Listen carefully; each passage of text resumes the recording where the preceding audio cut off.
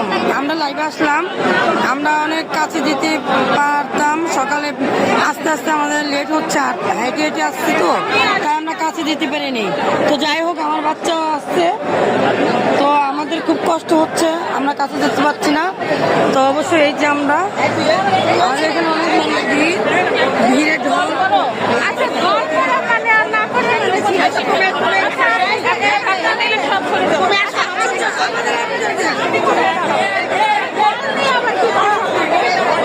এখানে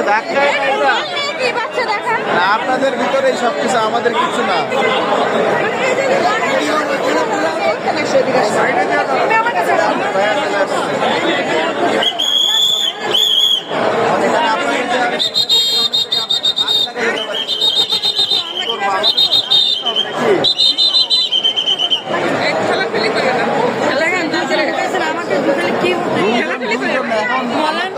কিভাবে আমরা এখানে করি, একটু আমাকে একটু সেফটি দেন।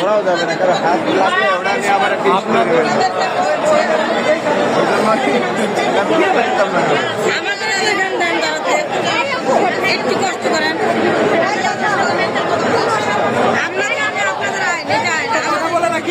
আমাদের ক্যামেরা রক্ষাতে কিন্তু আমরা ধাক্কা মারবো, তখন কিছু বলতে পারবেন না, ঠিক আছে?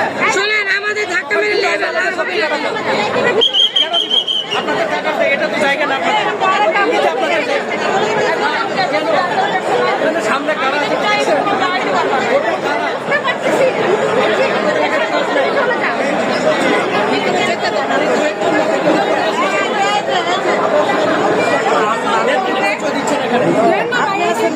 ভালো কথা বলবেন।